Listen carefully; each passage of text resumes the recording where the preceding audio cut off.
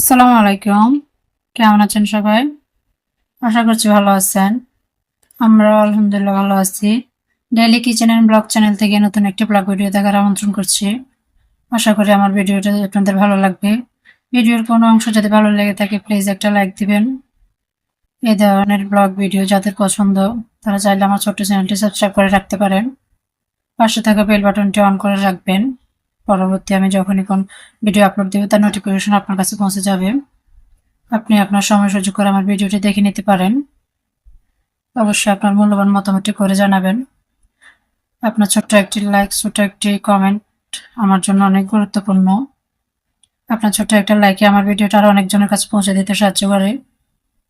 আপনাদের ছোট্ট একটা কমেন্ট পেলেই পরবর্তী আরেকটা ভিডিও তৈরি করার জন্য অনেক আগ্রহ আসে মনে। প্লিজ আবারও বলছি, প্লিজ একটা ছোট্ট একটা লাইক দিবেন, একটা কমেন্ট করে জানাবেন আপনার কাছে ভিডিওটি কেমন লাগলো। সকালে নাস্তাটা আমি করে নিয়েছি, এখন হচ্ছে দুপুরে রান্না বান্নার প্রস্তুতি নিচ্ছি। গতকালকে মশলার বক্সটা ধুয়ে রেখে দিয়েছিলাম, এখন যখন শুকিয়ে গেছে এখানে রেগুলার রান্নার যে মশলাগুলা ওগুলো নিয়ে নিচ্ছি। প্রথমে নিলাম কিছু মরিচ গুঁড়া, আর এখন নেব কিছু হলুদ গুঁড়া। হলুদ গুঁড়া, মরিচ গুঁড়া সবগুলো একসাথে শেষ হয়ে গেছিল রেগুলার রান্নার যে বক্সটা থাকে ওটা থেকে। এটা পুরোটা রিফিল করে নিচ্ছি। তো এখানে নেব হলুদের গুঁড়া নিয়ে নিচ্ছি কিছু, এখন নেব হচ্ছে জিরা গুঁড়া। জিরা ধনিয়া গুঁড়োটা এখানে একসাথে বেটে গুঁড়া করা নিয়ে আসছে, এটা এক বক্সে নিয়ে নিলাম। তো মশলাগুলো রেডি করে নিতে নিতে আমি হচ্ছে দুপুরে যে রান্নাগুলো করব ওই রান্নাগুলো নিয়ে রেডি করে রেখেছি। আজকে বেশি ঝামেলা করব না, সংক্ষেপে দুটি রান্না করব, সাদা পোলাও করব আর হচ্ছে মুরগির মাংস। এই দুটাই রান্না করব, আর বেশি কিছু লাগবে না। যে পোলাও হলে মাংস হলে বাচ্চাদের আর তেমন কিছু লাগে না, সব বাচ্চারাই মনে হয় মাংসটা একটু বেশি পছন্দ করে। বিশেষ করে আমার বাচ্চারা তো দেখি সবসময় ওরা তেমন একটা মাছ সবজি ওগুলো তেমন পছন্দ করে না, মাংসটাই ওদের সবসময় বেশি পছন্দ। তো আজকে ওদের পছন্দ অনুযায়ী রান্না করব, সাদা পোলাও আর মুরগির মাংস, আর কিছুই রান্না করব না। তো আমার সবগুলো মশলা গুছিয়ে নেওয়া হয়ে গেছে।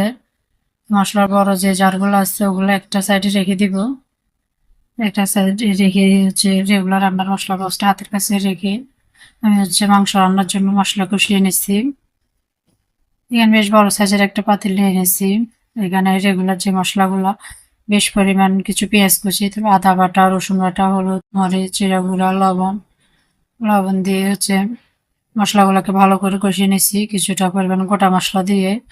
মশলাটা কষিয়ে নেওয়ার পর হচ্ছে আমি এখানে মাংসগুলো দিয়ে দিব। এখানে প্রায় 1.5 কেজির মতো মাংস আছে। মাংসটাকে মশলার সাথে ভালো করে নেড়ে চেড়ে মিশিয়ে নেব। এখানে বেশ কিছু গোটা মশলা দিয়েছিলাম, দারচিনি, এলাচ, তেজপাতা, লবঙ্গ এগুলাই। চুলার আঁচটা মিডিয়াম করে দিয়ে মাংসটাকে মশলার সাথে ভালো করে মিশিয়ে নেব। মিশিয়ে একটা সাইডে রেখে দিয়ে পাশে চুলা হচ্ছে আমি পোলাও রান্না করব। পোলাওর জন্য এখানে আমি পেঁয়াজ কাঁচামরিচটা ভেজে নিয়েছি গোটা মশলা সহ। চুলার আঁচটা মিডিয়াম করে দিয়ে তেলের মধ্যে কিছুটা সময় ভেজে নেব। কিছুটা সময় ভেজে নেওয়া হয়ে গেলে তারপর এখানে আমি ফুটন্ত গরম পানি দিয়ে দিব। পোলাও রান্নার ক্ষেত্রে দেখা যায় চালটা যদি একদম নতুন হয় সেখানে পানির পরিমাণটা কিছুটা কম লাগে, চালটা একটু পুরানো হলে সেখানে পানিটা নিয়মের থেকে একটু বেশি লাগে, এটা চাল অনুযায়ী কথা। এখানে গরম পানি দিয়ে হচ্ছে আমি এখন লবণটা দিচ্ছি, লবণ দিয়ে আর একটু নেড়ে চেড়ে মিশিয়ে এটাকে আমি ঢাকনা দিয়ে রেখে দিব। ভালো করে নেড়ে চেড়ে মিশিয়ে নিচ্ছি, এখন আমি এটাকে ঢাকনা দিয়ে রেখে নেব। পাশের চুলায় যে মাংসটা বসিয়েছিলাম মাংসটা ভালো মতো কষানো হয়ে গেছে।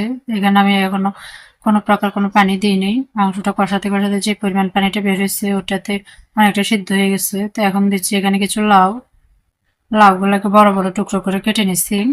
বড় টুকরো করে কেটে নিয়ে এগুলা মাংসের সাথে ভালো করে একটু নেড়ে চেড়ে মিশিয়ে নেব। ভালো করে নেড়ে চেড়ে মিশিয়ে কিছুক্ষণ রেখে দিব, তারপরে দিব পানি, যেহেতু মাংস থেকে লাউ থেকে কিছুটা পরিমাণ পানি বের হয়। কিছুক্ষণ রেখে দিয়ে তারপরে এখন একটু গরম পানি দিচ্ছি, গরম পানি দিয়ে চিড়ে ঢাকনা দিয়ে রেখে দিব, আর তাতে মাংসটা সে লাউটা পুরোপুরি সিদ্ধ হয়ে যাবে। এখন এটাকে আমি ঢাকনা দিয়ে রেখে দিব, যেমন লাউটা পুরোপুরি সিদ্ধ হয়ে গেছে, আর জল দেওয়া লাগবে না, এখানে পুরোপুরি সিদ্ধ হয়ে গেছে। এখন এখানে আমি কিছু মাংসের মশলা দিব, রাঁধুনি মাংসের মশলা যে প্যাকেটগুলো পাওয়া যায় ওইখান থেকে 2 চামচ মশলা দিয়ে দিলাম, গুঁড়া মশলা। আর এখানে দিব বেশি পরিমাণ কিছু ধনেপাতা। মাছ বা মাংস যে কোনো রান্নার সাথে ধনেপাতাটা কিন্তু খুব ভালো যায়। ধনেপাতাটা দিলে আলাদা একটা টেস্ট আসে খাবারে। ধনেপাতাটা দিয়ে ঢাকনা দিয়ে রেখে দিব। আর এই পাশে আমার পোলাওটা একদম পুরোপুরি রান্না হয়ে গেছে। দেখে বোঝা যাচ্ছে পোলাওটা একদম ঝরঝর হয়েছে আর একদম সাদা। এই যে আমার সবগুলা রান্না কমপ্লিট হয়ে গেছে। এই দুটো রান্নাতেই হয়ে যাবে, যেহেতু বাসার সবার পছন্দ পোলাওটা। আর মাংস রান্নাটা হয়ে গেছে। তো এতক্ষণ ধরে যারা আমার সাথে ছিলেন সবাইকে জানাই অসংখ্য ধন্যবাদ। আজকের ভিডিওটি এ পর্যন্তই। সবাই ভালো থাকবেন।